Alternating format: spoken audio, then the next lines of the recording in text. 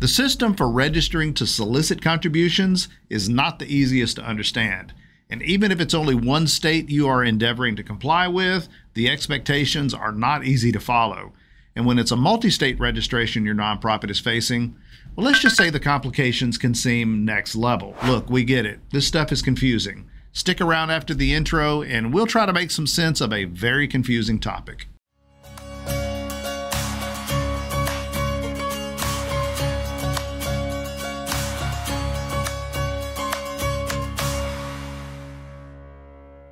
Hi, this is Greg McRae, founder and CEO of Foundation Group, and welcome back to our 501c3 University channel, where we strive to make things like multi-state charitable solicitations understandable for nonprofits. If you enjoy this video, go ahead and click the like button. It really helps us out, and subscribe if you haven't already. We're putting out great stuff all the time, so you do not want to miss it. Multi-state charitable solicitations, aka fundraising registration. The Foundation Group has been helping nonprofits stay compliant with these filings for nearly 2 decades. And while many regulatory filings have been simplified, streamlined, and digitized over the years, it's arguable that state charity registration has become even more difficult to keep straight. And my purpose today is to provide some context, some advice, and maybe some hope too. If you're watching this video, it's a pretty safe bet that you already know what charitable solicitations registration is.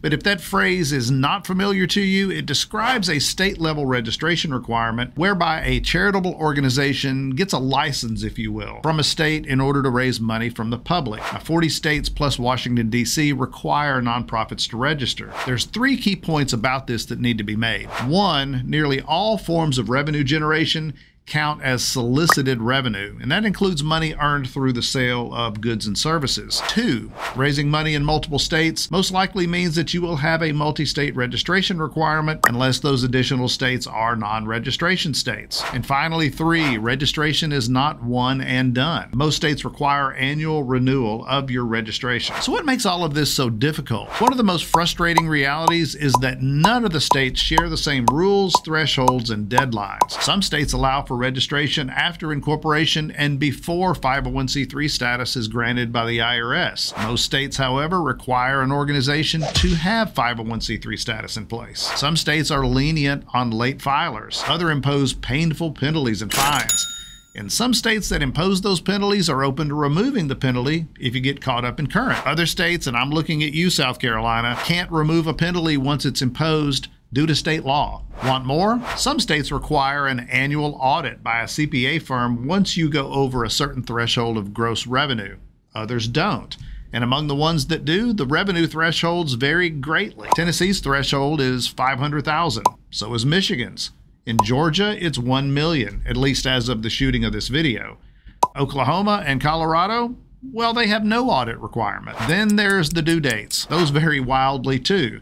Some states tie theirs to Form 990 deadlines. Others seem to have due dates that are entirely random and unattached to other filings. Head hurting yet? But here's the thing. Denial is not a strategy. In fact, denial is a recipe for disaster. So what's the alternative? Well, I'm glad you asked. The key is to diligently discover what your nonprofit compliance exposure is for fundraising registration, and then make every effort possible to get registered where your nonprofit needs to be. And remember, revenue generation in multiple states brings with it multiple states of compliance, not once, but virtually every year. Now, it's enough to discourage any small nonprofit. So what do? We have said this about most of the compliance and tax areas we serve.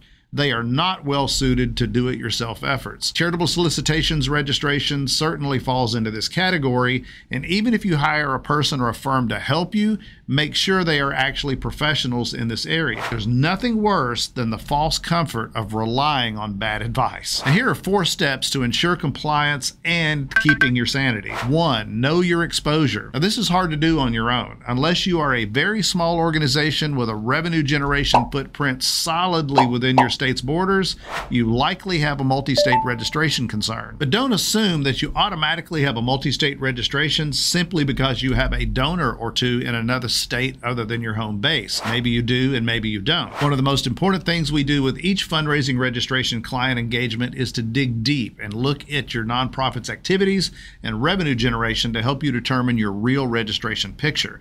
We believe it's just as bad to over-register as it is to under-register. Number 2, keep a calendar of compliance dates. If you are not using a professional service provider on these registrations, it is critical that you keep up with these on your own. If you don't schedule these registration and renewal deadlines, I promise you will miss some. Clients working with a professional firm like Foundation Group should have access to visibility of these things. For example, our client operations system helps clients track registrations and other compliance filings by due date and degree of completion. 3, seek to understand what your nonprofit's regulatory filings are. In other words, don't just rely on your service provider, whether it's us or anyone else, to tell you to sign and mail something, but you have no idea what that something is.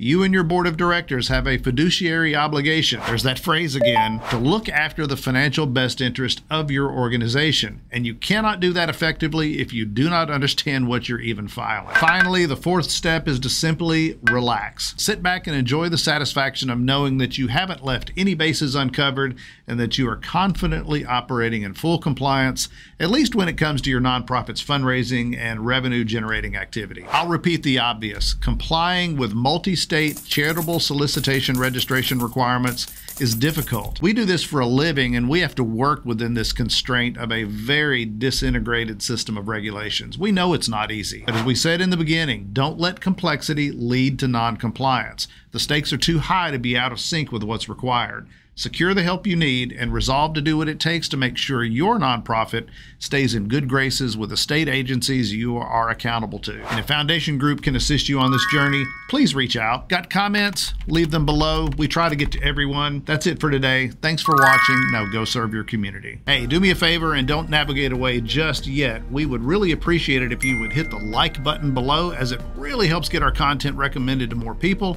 Subscribe if you haven't already, as we have great content coming your way on a regular basis. Finally, you can click the little bell icon to be notified of new content when we post it. To learn more about Foundation Group, you can visit us on the web at www.501c3.org. Thanks, and we'll see you next time.